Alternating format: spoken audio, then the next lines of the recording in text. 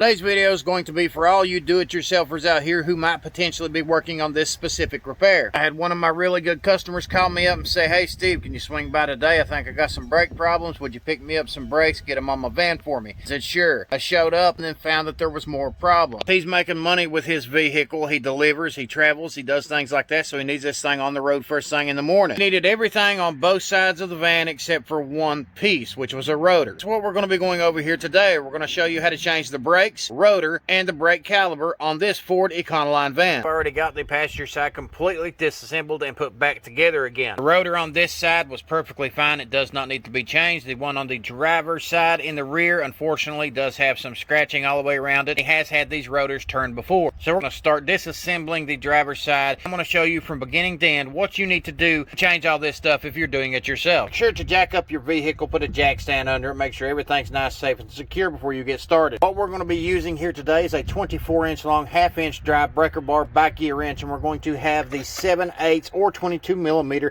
6-point socket from Dewalt. I'll use this combination to break apart those lug nuts. Of course, the longer the breaker bar, the better leverage you will have whenever you're breaking the fasteners loose. If you have an impact wrench, definitely go with that instead of this. The tools in this video that we're going to use for this repair are average tools that any do-it-yourselfer could access at your local store. Now, once you break apart the lug nuts with that breaker bar and socket, it's best to transfer the socket to a ratchet to put back on your lug nuts, because you can get the lug nuts off twice as fast. Got the jack stand supporting the vehicle along with the jack, and we put the tire under the rear for good measure. Everything you're looking at is what we're going to be changing here today. The first thing we're going to want to do is go ahead and take this brake caliper loose from the bracket, which is these fasteners right here, and one right down here on the bottom directly below it, and these will be 13mm fasteners. The ratchet I'm using here today is the Micro Pro indexing locking head.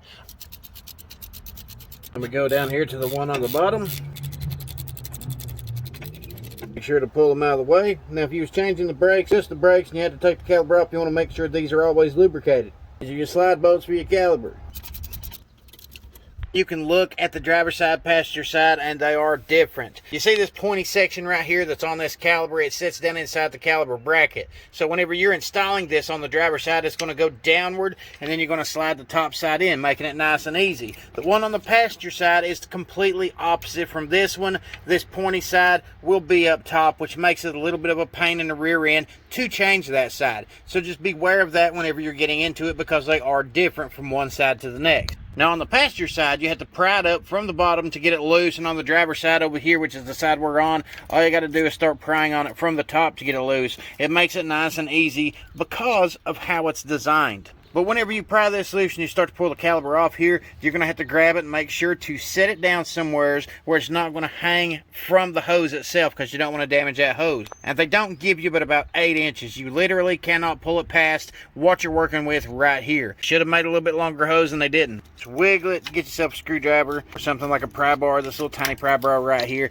and then just kind of wiggle it back and forth and just push it away from your brake pads. Once it's loose, I'm just going to kind of set it right over here on the jack. That way it doesn't have any strain on that hose. And now, of course, you can remove your brake pads.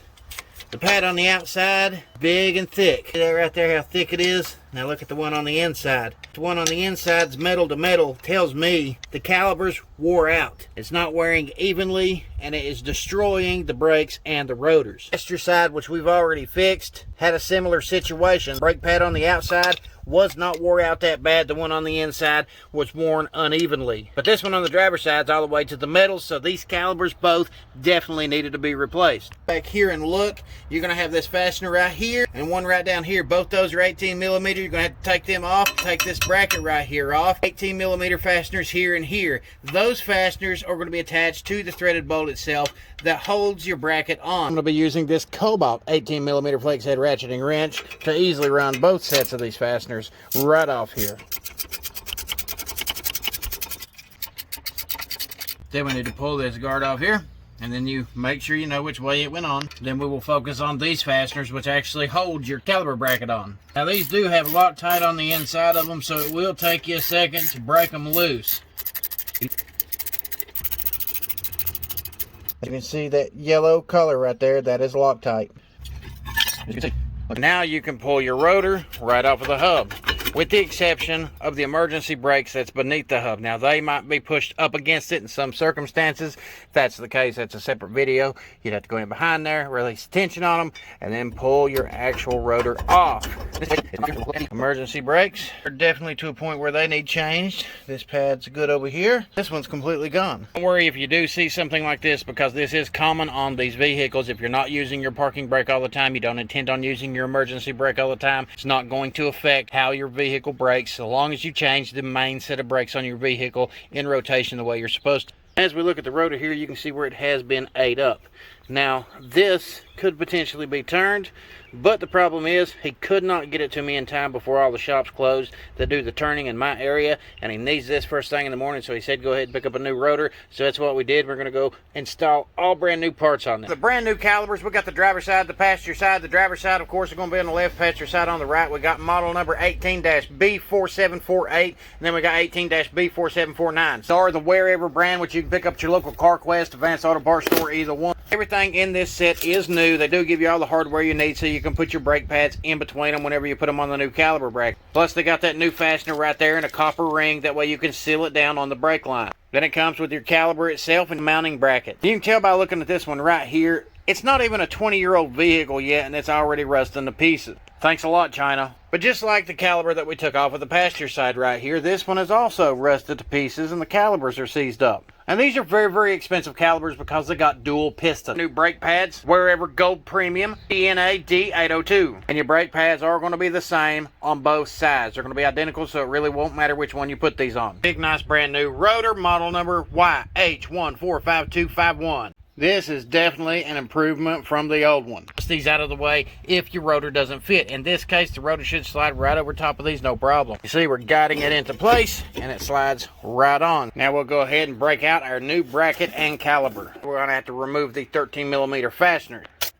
We're going to take our nice new caliper bracket and install it. You're going to put it on the inside right here, which is directly behind your rotor. You're going to line it up and stick it in. You're going to take the exact same fasteners that you took out before, and you're going to start threading them on. Now, it would help if you had a little bit more thread lock to put on here. Different whenever you're taking these fasteners out of an old rusty bracket, because they're already going to be tough to begin with. Rust is going to expand. It's going to hold them in there a little bit better. Why they put thread lock on these whenever they're brand new, that way it'll essentially help keep them in place and not let them work themselves out over time.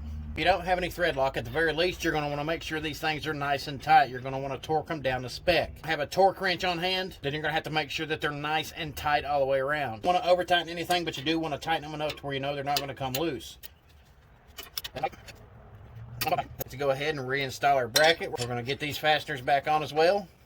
But the way this is set up with the bracket in between, it's essentially like a jam nut. One fastener technically shouldn't come loose without the other fastener coming loose. But just to be on the safe side, you're going to want to try to be as accurate as possible whenever you're reinstalling all your parts. Every little thing will help, from thread lock all the way up to doing the proper amount of torque. Personally, I like taking some anti-seize right here, and I'll kind of rub it right here on the edge of each one of the brackets. After I install the hardware, I'll put a slight little rub right across the top of the hardware as well, so the brakes will slide on and off pretty easy. The hardware, make sure you install it properly, line it up, lock it into place. All you got to do is make sure that those grooves are in place, slide them in between your hardware like so. You simply take it, slide it in place on the inside here, lock it in on the bottom, and then slide it through the side like so, and then get it lined up, push it right in place. Now you're ready for your caliper. We're going to take some brake fluid, we're going to put it down inside this hole. I pulled out the stopper on it, just going to fill it up until it kind of runs up close to the top or runs out. Now the reason that I'm doing this is so we already have a little bit of brake fluid in here, because after this is all said and done, you're going to have to bleed the brakes a little bit, but you're not going to want to have to bleed the entire system. If you go ahead and fill up that caliper, you'll already have some brake fluid in it whenever you hook the line up. That's also why we're leaving the other caliper on the line until we're getting ready to exchange the line from the old one to the new one. So we're going to take our plug, stick it right back down inside the hole here. We're going to press it down. You're going to take this little pointy section, like I said, and you're going to stick it down in here first. It goes down first and then up. Get it on there. You go through the bottom side first. Pull them little rubber booties back. Make sure you got plenty of clearance. And just kind of got it in here. You might definitely take some wiggling, tapping. You might have to peck on it with a hammer or something. You know, you might get stuck here and there. But whenever everything lines up, like I said, move it around a little bit, move it back forward, jiggle it around until you can find one of the fasteners, get it lined up inside that hole, and then start it in a few threads. Let's at least start it in the right hole. Now I'll work my way down here to the bottom, find the right spot for it. And then all that's left is running these fasteners in, tightening them up.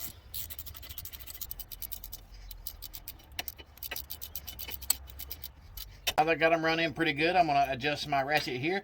Make sure they're nice and snug. You don't want to over tighten these, but you do want to make sure they're good and tight. That's done. Everything is reassembled and in place the way it's supposed to be, with the exception of that brake line that goes right here. I have just enough room to take it off of this caliper over here, put it on the new one. That's why I went ahead and filled this up, because there's going to be brake fluid inside of here. It's going to spill out, so all you can do is make sure you go as quickly as possible to take the brake line loose, new bolt and washer in, lined up ready, pull the stopper out, put the other one in, tighten it up. It'll minimize the amount of air that you got to bleed from your brake lines. We'll go ahead and take loose this 15 millimeter.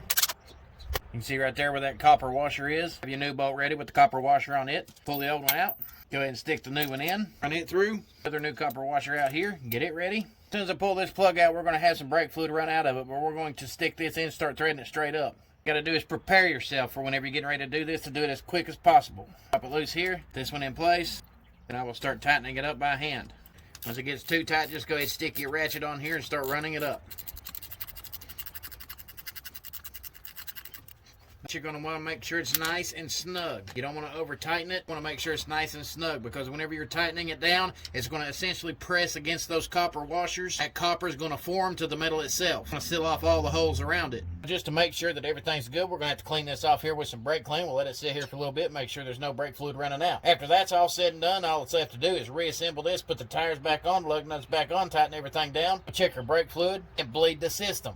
Bleeding the system is a completely separate video. Now I got to point out one thing, one mistake that I made. You see, this is why us as YouTubers do not record on the job professionally that often. Not all customers will allow you to record on the job, and this is because you might mess up. It might be a liability, something like that. When you're worried about recording, trying to get the content out, trying to rush and get the job done, you might make a mistake, and that's something that I did on this job. If you go back and look through the video, you'll notice whenever I was assembling the caliper on this, it's actually upside down. The bleeder plug should always be on the top, not the bottom, because your air is going to rest on top, not the bottom. But this is one reason why we do not record on the job professionally. Luckily, this was already paid for. It was the last job of the day. It was a mobile repair. I always check my work whenever I'm done to make sure everything was done right. So all I did was cost myself some time, because I did have to switch the calipers out. I had to take the one off the passenger side, flip it back around on the driver's side, the one on the driver on the passenger side. But as you can see from this video, I did correct that. But always know, if you're putting a caliper on, make sure that your bleeder plug is on top. And voila, right there you go. Everything is done.